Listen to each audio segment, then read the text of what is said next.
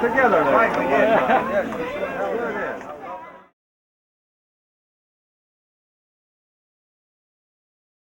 The point being, the Cape Breton style of piano playing involves a whole lot of melody playing. They do appear in the fiddle frequencies, in their reed. And me personally, that isn't my thing. I'm going to say a name and I might know. Well, if I don't say the name, then I can't be wrong.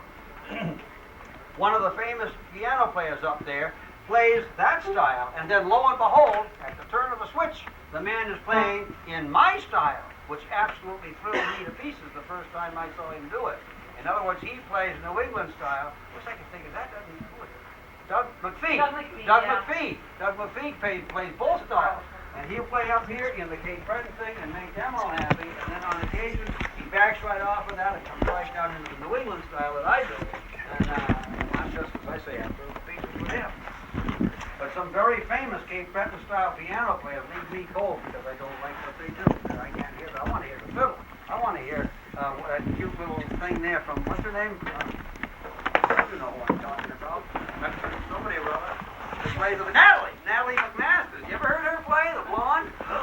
Oh, you way, baby. I mean, the music that she plays, I'm talking, she's pretty kid too. But boy, can she play up a storm. But I want to hear Natalie play.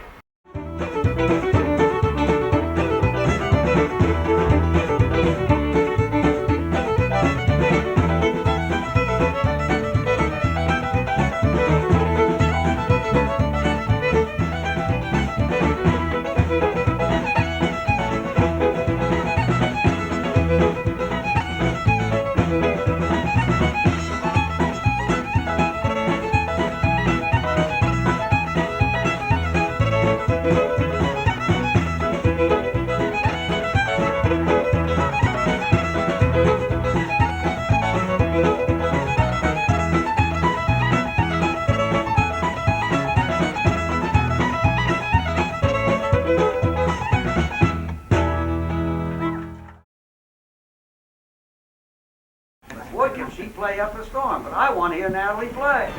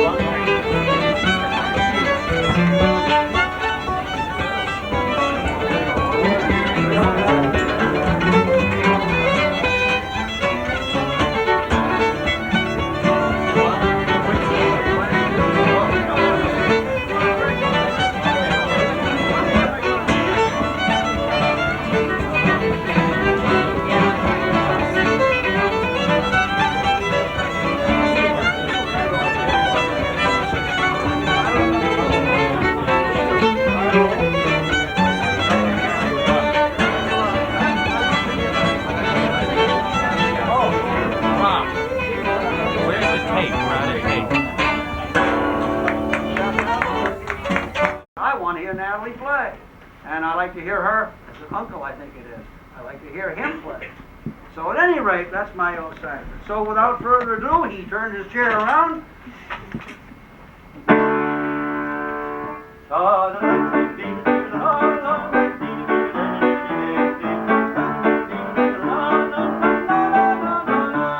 Now the easy way to get into this thing is to take a simple tune in the key of C. And I mean C, no black notes, the hell with them. Stay in the key of C. And here's what you do. Now, do you know how I know what you do? Do you know how I know? Do you know how I know? Do you know how I know? I know because this is what I did. Literally, this is what I did. Yeah.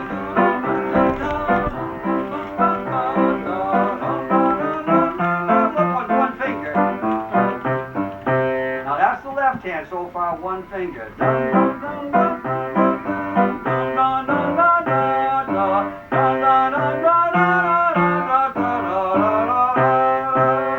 Now, how how simple can you get? Did you ever hear anybody play a whole tune with one finger? Well, I didn't actually, but you do accompany yourself. That's the accompaniment that you do, and it has to sound right. It has to match up with what you're playing. What you do has to match up melodically with what you're playing. And this is how you can get into it. Mr. and Mrs. Miller, greetings. That's Duke Miller's brother and his wife over there, by the way. Those of you who remember the Duke? Well, that's his brother Bruce right over there and Mrs. Miller. Isn't it nice to have them with us? I played for his brother, Duke, for 26 consecutive summers in the town of Fitzwilliam and in Peterborough, too, years ago. All right, so now, what do you do with the right hand? Well, now we start getting into the technical aspects of this thing, and we get into this thing of where do you put your fingers? Well, you got to learn a few chords. You got to learn now. Right now, we're all in C. I'm not out of the C. There's C. There's the whole octave. All right. That's what they call the tonic right there. And this is what they call the first inversion. I almost lied. I didn't quite.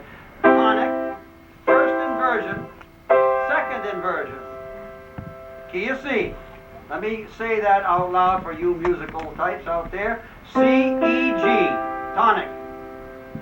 First inversion. E, G, C. Second inversion. G, C, E. You know how I know that? You know how I know that? I read it in a book about 6 months ago, trying to straighten myself out so I could give this talk and sound like I knew something. I never had any concept of this thing. I still have trouble explaining a seventh, as you will see, but we'll leave that when we get to it. All right.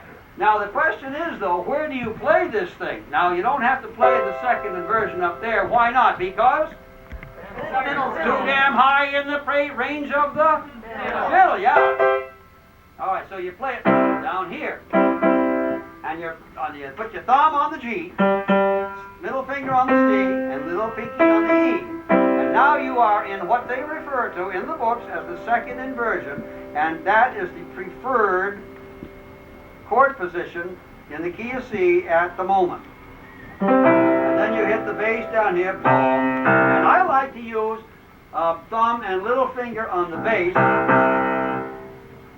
because of the nice deep boom that it gives, okay? All right, that's what this is shallow, but that has got something to it, see? Now, in that got something to it business, let's hit on that while we're hitting, and that is the man that says to me, you know something, we were talking like we are now, this kind of stuff. And the guy says, you know, he says, I never heard a piano play too loud at a dance. Hello, Marilyn. I never heard a piano play too loud at a dance. And that was Jack Perrin. Some of you know who Jack is. And what he meant was that you don't want to break the thing in two playing on it, but at the same time, the dancers are way down the hall, down at the other end down there. And what are they trying to listen to? What do they want? They need that thump, thump, thump, thump, thump to hook onto clear down the other end of the hall. They may not hear the melody all that great, but by God, if everything works right, they can hear that clear down on the other end, and that keeps the dancers in time to the music, you see. That's the deal. So that's why I also, you know, which came first, you know, the hen or the egg, the chicken or the egg? Hey, now they got enough. Come on in. Come on. Come on. Hold everything. Come right around. Right down. So make a little space, please. Make a little space right in there. Make a little space right in there. We will now have a parade. Okay, come on down through here. Now all over here on the other side. Come on, children. You want me to lead you by the hand? Come on. Come on. Come on in. Come on in. Slide over a little. Let them by. Let them by. Let them by. Let them by. Let them by. Come on in. Get some chairs over there. Come on. Creature comfort. Creature comfort it's called. Come on in. Why, David, isn't this lovely? Good afternoon. David, I can't tell you what a pleasure it is to have you here. Come on in, folks. Come on, sit down. Just all over. There's chairs, chairs, chairs. Come on. God hates a coward. Damn it. Get in here. There. Come on. Anywhere, madam. It doesn't. Look at the chairs. Sit down on them. Hey, Goldilocks, stagger in here. Come on, sweetheart. Come on, Goldilocks. Watch your feet. Watch it now. now, darling. Watch it. All right, you wait right there a minute, right there. Just a second. That's what I wanted. You're right on the money. Thank you. There you go. Now sit down. You're welcome, dear. Now Goldilocks' mommy's going to get a chair. These are old dancers from way back in Fitzwilliam. And all right. I got another chair right here. Another chair. Two chairs. Two seats in the loge. Come on in. There. Well, we got some more chairs over there if you want to fight your way over to them. All right. Here we go. Now, where was I? Talking about the big KSC pound. Yeah, sending the message out. Jack Parent says you can't play it too loud. Oh, which came first, the chicken or the egg? Right. The point being, either I'm playing the way I play because it's doing everybody in the hall a big turn, big favor, or else I'm playing that way because I just happen to like to do it, see? And I don't know which way is the truth. Maybe it's a combination of the two. Because I get my own style, and of course, and I am sending the message, and it does work, and that's the best thing I can tell you. All right? So now,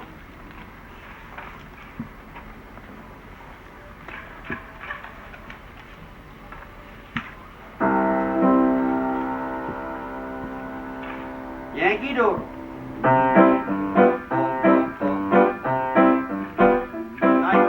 Start learning some chords. If you haven't done it, you've got to. There's no way you can play the piano without learning a few chords. That makes sense, doesn't it? So thumb on the G, middle finger on the C, and E. All right? Now, in the trade, they sometimes refer to this as a one chord. And when you're playing at a dance, occasionally, if you don't know what the chord is, you might have somebody who's knowledgeable holler at you, play a four. They'll holler, four chord. What the hell are you talking about, four chord?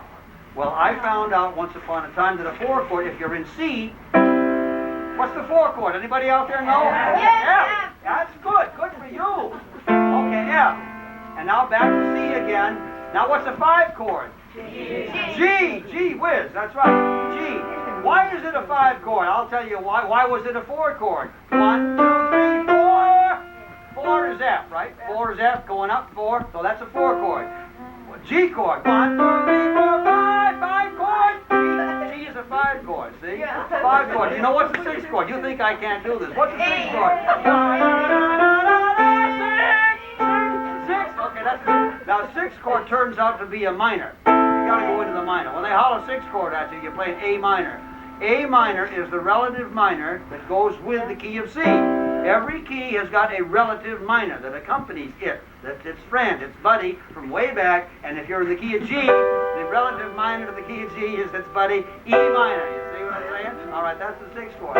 All right, and if you were an F, it'd be G. And so you have to learn all of this junk in order to make it all happen. All right. Now, you don't have to learn those numbers if you don't want to. I didn't learn them until not too many years ago. As I told you, you can get into trouble. I still have trouble explaining what a seventh is, but let's see. So G seventh includes the F, all right? Includes an F. So you start off G. 4, 5, 6, 7, and there's a seventh. Now, wasn't that simple? So that's why they call that a seventh, I guess. I don't know. I think it is. All right, so the ones that go with C, you have to learn the chords that go with that key. C, C, F, 4, 7th, G7, and back to C, and then how about the 4 chord, F. Now you have to learn how to do that. If we had time and we were given private lessons, I could show you. Now you sit down and you do this, and I'd make you do it too, and I'd beat you to land until you got it right. All right, same thing now, in the key of G,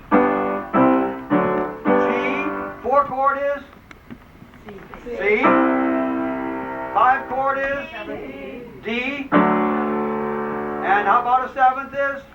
D7. Yep. And we don't use a plain 5 chord very often. It's usually you run right into the 7th when you're playing. G, B4, that's a G, C, D7, and back here again. And the minor. Okay. Now, you get into the key of A. Oops, excuse me. sometimes you can play A. Now watch this. Sometimes you can play A instead of using the second inversion with your E, A, and C sharp, right? You understand me? Like that. Sometimes you can throw it up and go into the tonic position. A, C sharp, and E. All right? Because why can you do that? Why? Because the fiddle is doing its thing up here and you're not too high. That's why. See, it's down low enough to where it still sounds all right. And the same is true of the key of F. Now, F sounds kind of bassy. It can sound too bassy. Now,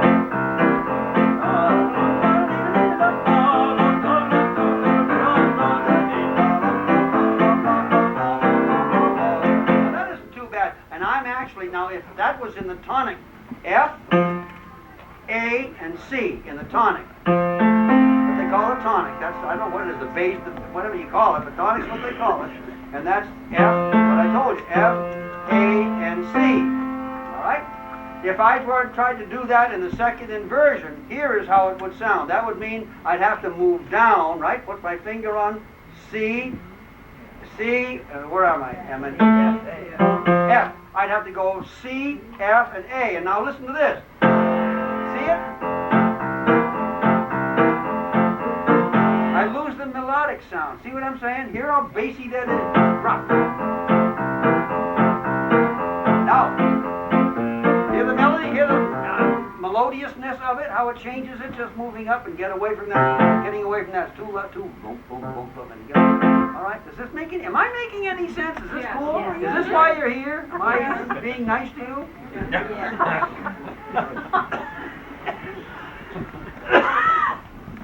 All right. Now, let's see what else.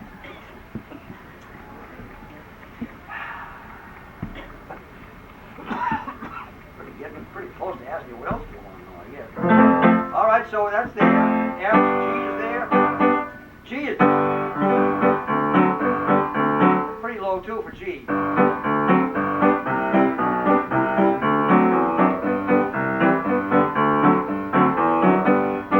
G you can kind of work either way, but F I think is too bad. G, all right now.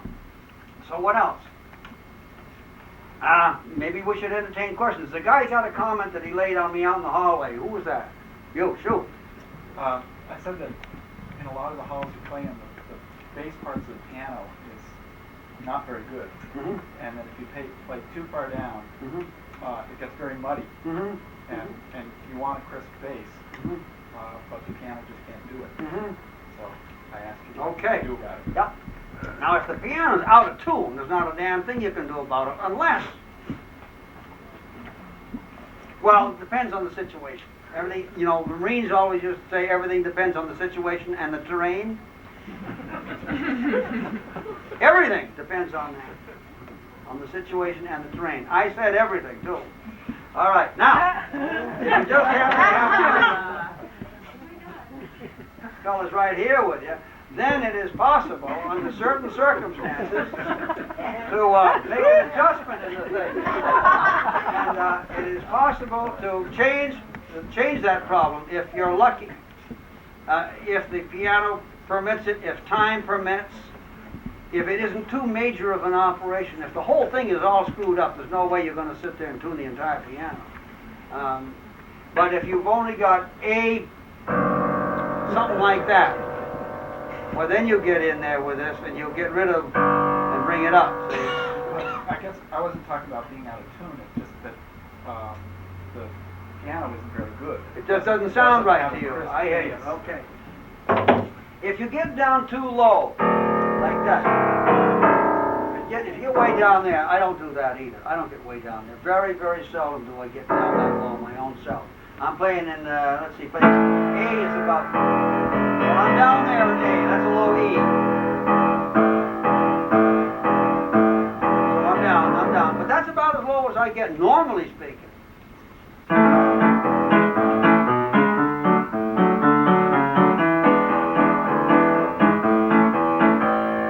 I don't get down there and way down as a rule, not normal, okay? So that's my best answer to you. And if you don't like doing that, then you can stick to the one finger instead of doubling it. Instead of doubling it, stick to one finger where it fits, and then, you know, where it's bothering you, and then, you know, stay clear of the bad part.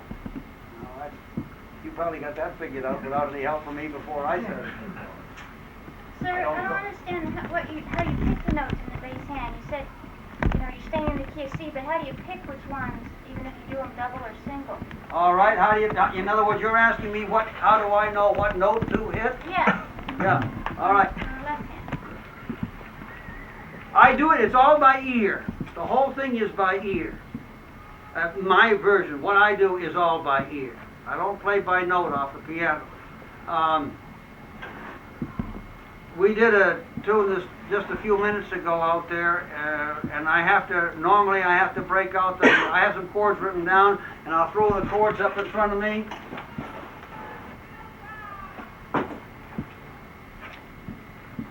It's called The Cat in the Hopper. And I don't play the tune often enough to where I remember how it goes normally. And so I got G minor, F, F, G minor, D minor, D minor, F, D minor, G minor, D7, D7 to G minor again.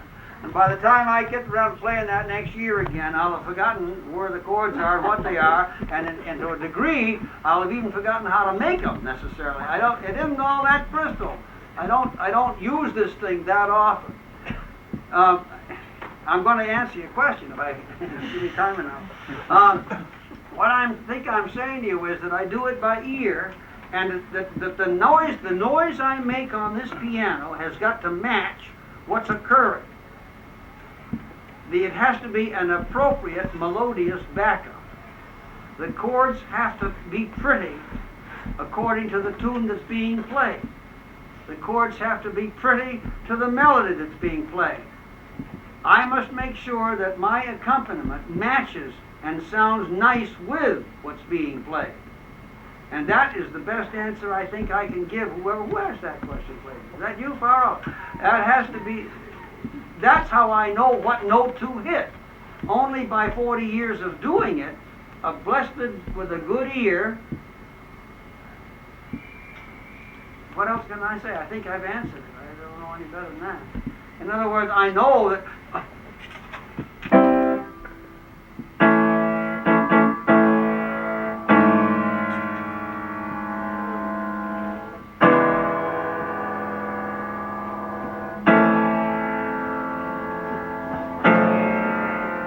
you getting the message? See what I'm getting at? Does it sound good or not? Say no, Bob.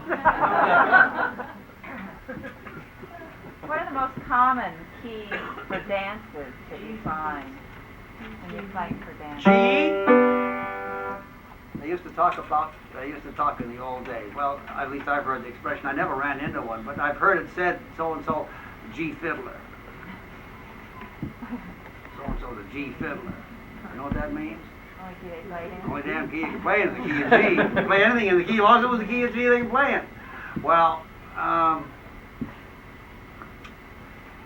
but nowadays, I don't think I ever saw a G fiddle. I really, truly, I don't believe I've ever run into one. I never hit anything like that. If somebody was playing for a dance, they could play.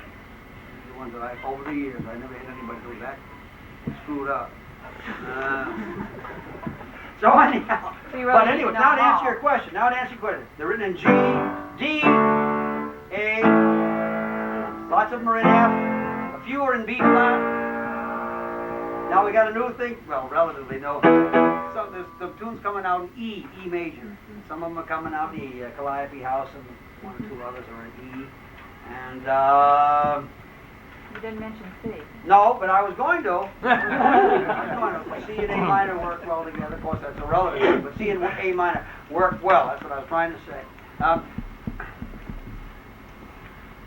Those are about the limit of it. Oh, I had something else I was going to say.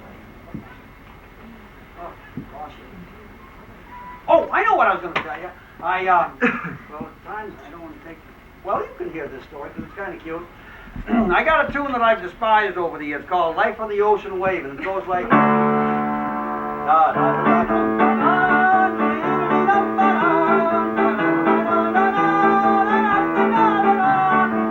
And it goes on like that. Okay, I'll do the whole thing. I can't, but I won't. All right, now after 26 years of playing it for this man's brother,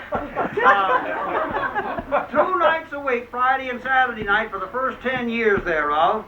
And then for the other 16 years after that, every Saturday night. This is just in the summertime, for 10 weeks. I finally got so damn sick of that thing, I could have shot the writer of it, you know, seriously, and hung his bones on the old well. Anyway, so I got sick of the tune. And sometimes the Duke would say, Mac's favorite, play Mac's favorite. I said, not tonight, Duke. And I really wouldn't play it for him. I got so, I was tired or grungy in the head or whatever I was, and I just plain wouldn't play it. On occasion. I didn't do that often, but when it hit me, there were times when I just wouldn't play that damn tune. Sick of it. So years later, several years after that, why, I came to Fitzwilliam, couldn't play for a dance. George Hodgson called in the end, I had some fella from down Athol, Mr. Goodnow. Now, Mr. Goodnow was in his 80s, I think, low 80s at the time. I think he was 81 at the time, and he was a fiddler, and a really fine fiddler. And I got there at 25 minutes past 8 for an 8:30 dance, which was par for the course, no problem. Come trudging up the stairs into Fitzwilliam Hall, and lo and behold, they'd started without me, you know. Well, that was all right. I could handle that all right. But what tune were they playing? They were playing da da da da da da da da da da da da. I thought, oh Jesus! And then I rushed to the piano and sat down. What key? A flat, do you believe it? A flat? I have no conception at all of what A flat is. I couldn't play that with, anybody. Couldn't play A flat. I think maybe I was playing accordion that night. I won't swear, somebody else on the piano. I think that's what it was. But you should have seen me trying to play A flat on it. Well, so that was, but you see, he was an old-time dance band man who had been playing for probably 40 or 50 years, and he'd gone back to the time when he was playing with the brass, with the horns, and the horns are all into, all into flats. So all the horns are in flats. I thought. So anyway, that's how that came about. But it was quite a moment for me. Shoot. What's your favorite way to start a tune? Oh, I'm the simplicity. So Okay. I got a thing called Kiss. All right. Anybody know what that is? Go ahead, louder. Keep it simple, stupid. Keep it simple, stupid. Well, I'm talking to me when I say that, and I keep it simple, stupid. And I just have a simple four, the kids call it the four potatoes. You know, you've heard that expression.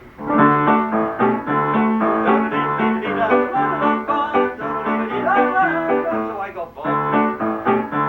That's my way of starting it. That's the way I do it. But there are lots of different ways. It depends on the skill of the person and what you happen to like, and you can do all kind of nifty stuff if you want to. But normally speaking, that's what I do. I've been doing it for years and years, and I don't expect I'll change much.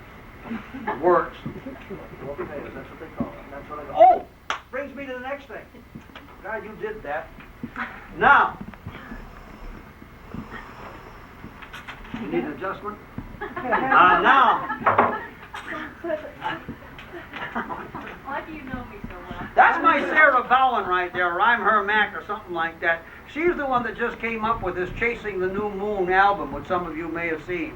She's the one that's responsible. It's all her fault. Sarah Bowen got a new CD and a tape out, and it's absolutely out of this world. And that one right there, that lovely lady, she's on it. Anybody else in here is on it. I'm on it. And anyway, but it's a lovely damn thing.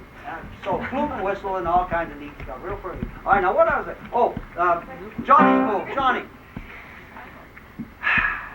I should make all of you learn this. You can go.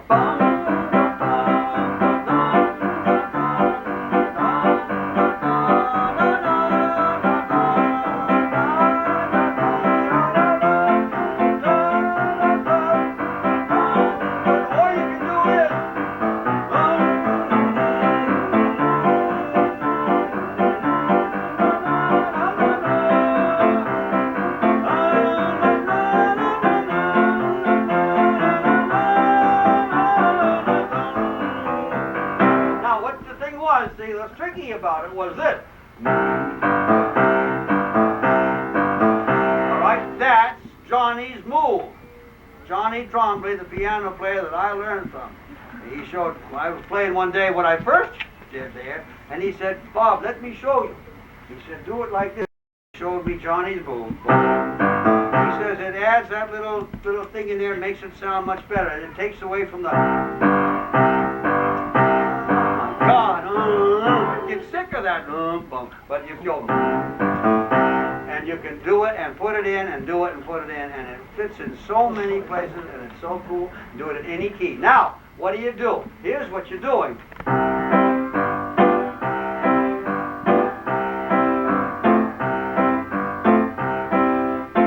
Oh, whoa, I'm lying to you.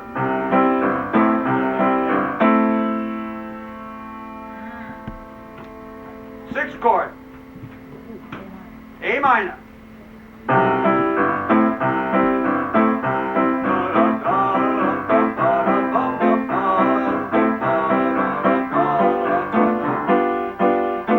That's called a sixth, in case you want to know. I forget who sixth it is, but it's a sixth anyhow.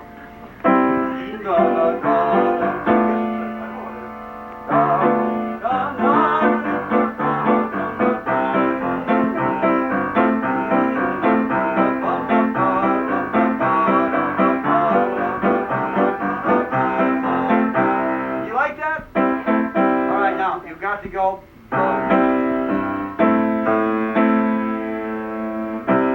E, C, G to start with, then the little minor thing, move the thumb up from the G.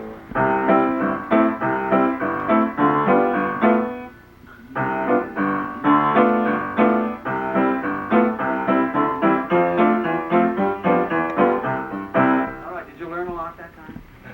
Yeah. Okay, learn that. Johnny's move. Next year when you show up, you're going to have to get here on the piano, and you're all going to have to play that. So if you don't want to have it be in deep, something like that.